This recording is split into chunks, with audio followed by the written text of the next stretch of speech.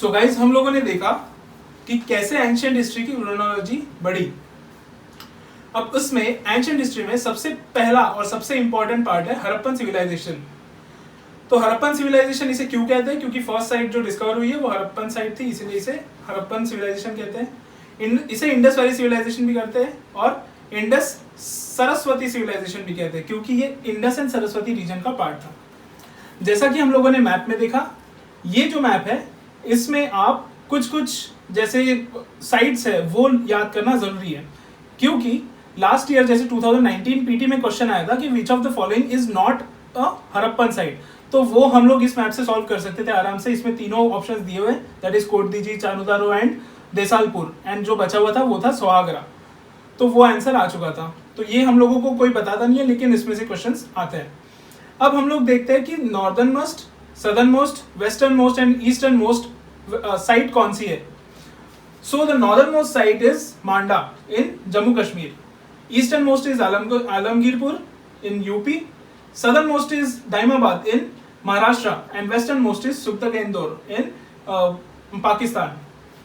अब कुछ isolated sites भी थी, जैसे सोरतुतागई एंड मुंडीगक। तो ये जो है ना, ये दोनों थे अफगानिस्तान में, लेकिन ये आइसोलेटेड साइट्स थे। ये यूज होते थे to import stones, precious stones like lapis lazuli. So अब इसका जो है, ये जो साइट्स हैं, इसकी इंडिविजुअल साइट्स आप बस एक बार देख लीजिए। इसमें जरूरी नहीं है कि याद करना है, कुछ याद करने की जरूरत नहीं है। अगर आता है तो ठीक है, वरना ये क्वेश्चन स्किप करने वाले हैं। This Harappan civilization belongs to Chalcolithic age, so that is why iron was not known to them. ये आप PT pointer याद रखिएगा। Chalcolithic that means Bronze Age. It was from 3200 to 1750 BC. तो ये आप याद रखिएगा, क्योंकि ये तो मतलब ओवरऑल आपको याद रहना ही चाहिए कि मैक्स टू मैक्स कहाँ से कहाँ तक ये था, साइट्स थे। Then after that comes individual sites. Harappa हमें पता है, फर्स्ट साइट जो यहाँ पे लिखा हुआ है। Second is Mohenjo-daro. Mohenjo-daro is the largest site of the whole Indus Valley civilization, but largest Indian site is Rakhigarhi. ये आप ध्यान में रखिएगा, Rakhigarhi in Haryana. Largest building is Great Bath, which is also in Mohenjo-daro. तो largest site plus largest building is in Mohenjo-daro. फिर चानुदारो जो last year question आ चुका था, इसमें टेराकोटा फिगराइंस थे, टेराकोटा बुलक आर्ट मिले थे। Lothal was an ancient dockyard. तो ये याद रखिएगा, जहाँ पे शिप्स वगैरह आती है और रुकती है। यहाँ पे दो burial sites, that is double burial site मिला था यहाँ पे, एंड पर्शियन गल्फ की सील मिली थी यहाँ पे, बिकॉज ऑब्वियसली शिप्स आएंगे तो पर्शियन गल्फ की सील तो मिलेगी।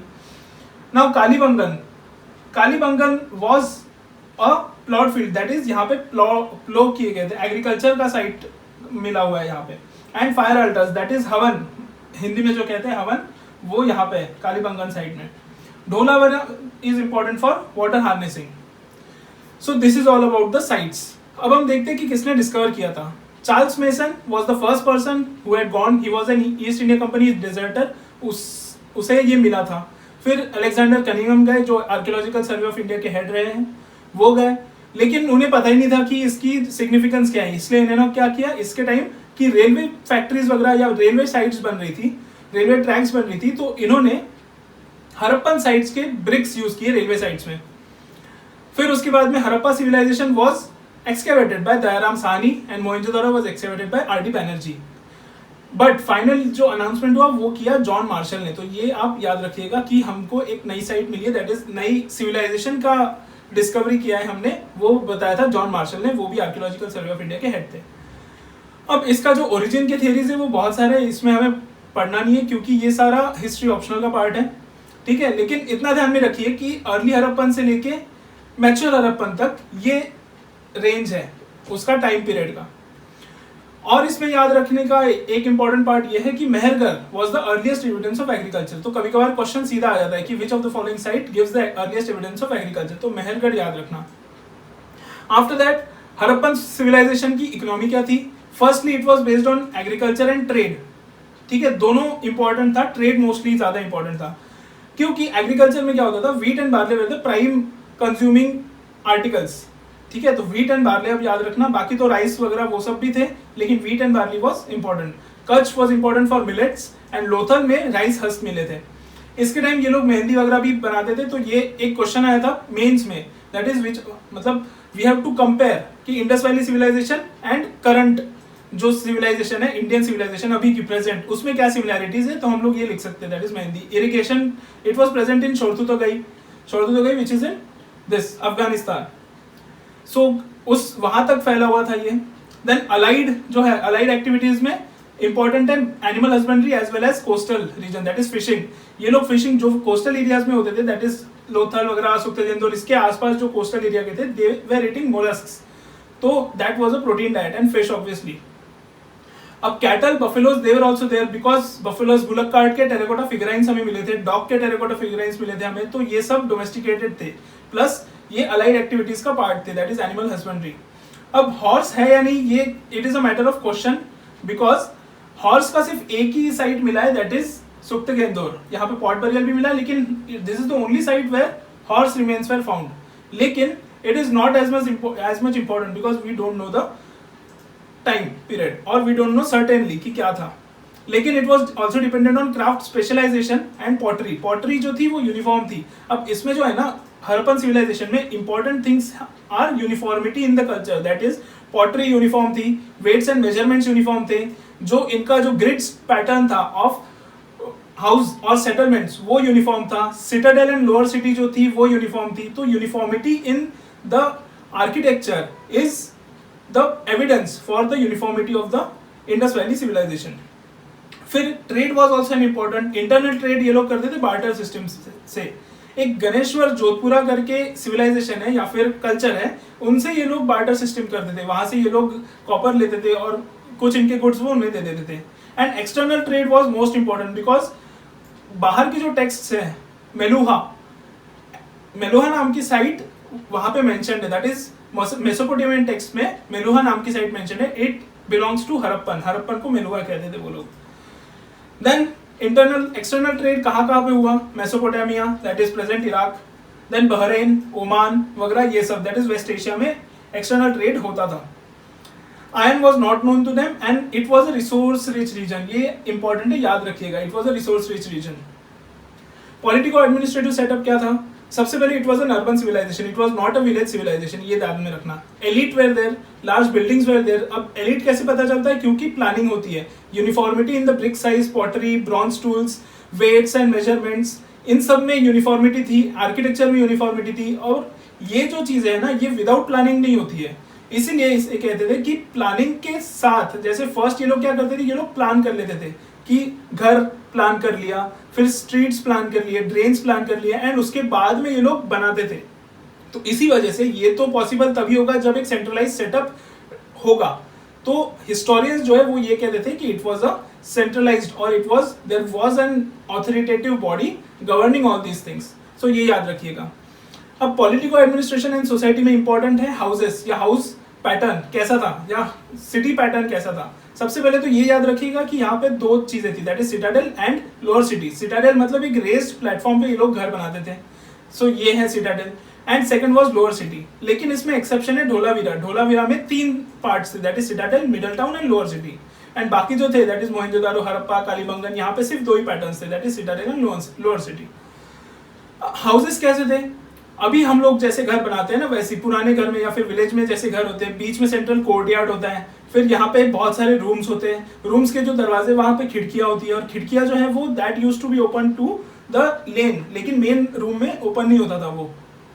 1 या 2 स्टोरी, दोनों स्टोरी के होते थे, दैट इज 2 फ्लोर्स के होते थे ये लोग, मल्टी स्टोरी। एंड हर एक घर में एक प्राइवेट इनका वेल होता था, हर एक घर में तंदूर होता था, चूल्हा होता था, एंड हाउस का क्ले मॉडल भी बनाया गया था।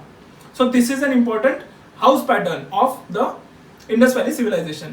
अब वाटर एंड सैनिटेशन का पार्ट कैसा था, यहाँ पे यूनिफॉर्मिटी थी in bricks, that is bricks का साइज सेम था। देन द ग्रेट बाथ जो था मोहनजोदारो में, that was formed on water proofing technology, that is tight bricks लगाते थे जिस वजह से वाटर लीक नहीं होता था उससे। पब्लिक वेल्स होते थे, जो एक टाउन था या फिर जो एक एरिया था उसमें बीच में ये लोग पब्लिक वेल करते थे फॉर वेलफेयर, और पूरे कम्युनिटी के लिए पब्लिक वेल होता था। और इनका जो है वो प्राइवेट वेल तो होता ही था, ऑलमोस्ट 700 वेल थे इनके पास में। ड्रेनेज सिस्टम इनका कैसा था कि हर घर में जो कमोड सिस्टम होता है या फिर जो ये होता है वैसा था। हम आप लोग डॉक्यूमेंट्रीज भी वगैरह देख सकते हैं जिसमें सैनिटेशन का बहुत मतलब ब्यूटीफुली प्लान किया था इन्होंने कि एक स्मॉल ड्रेनेज रहेगा घर में एंड वो स्मॉल ड्रेनेज कनेक्ट होगा बाहर के ड्रेनेज से, दैट इज ये जो कॉमन ड्रेनेज था उसमें, एंड हर एक घर का छोटा छोटा जो ड्रेनेज पाइप्स था वो था. So this Indus valley civilization is also known for the sanitation, for their hygiene, for their hygienic practices, health. इसीलिए ये लोग जो है ना हेल्दी रहते थे, अच्छा खाते थे, अच्छा रहते थे. देन जो रेन वाटर हार्वेस्टिंग था that was also a part of Indus valley civilization. So Dholavira was the site जहां पे रेन वाटर हार्वेस्टिंग हुआ था. अब इसमें सोसाइटी कैसी थी इनकी? This society was multi ethnic, बहुत सारे रेसेस थे. मल्टी क्लास, क्लास कैसे पता चला? सिटाडेल एंड लोअर सिटी, तो इनसे हमें क्लास पता चलता है. क्लास कास्ट फैक्टर नहीं था इसमें, ना इसमें ब्राह्मण्स वगैरह ये सब कुछ नहीं था, सिर्फ क्लास था, upper class lower class, that is. And ये भी सब हिस्टोरियंस का इंटरप्रिटेशन है. ये लोग फीमेल गॉडेस को मानते थे, इसलिए कुछ हिस्टोरियन जैसे जॉन मार्शल वो कहते थे कि it is a matriarchal society. Then after that it was a secular society, it was peace loving society, urban society थी. They loved pets, that is dog के फिगराइंस मिले थे, इसलिए इन्हें डोमेस्टिकेटेड सोसाइटी भी कहते हैं.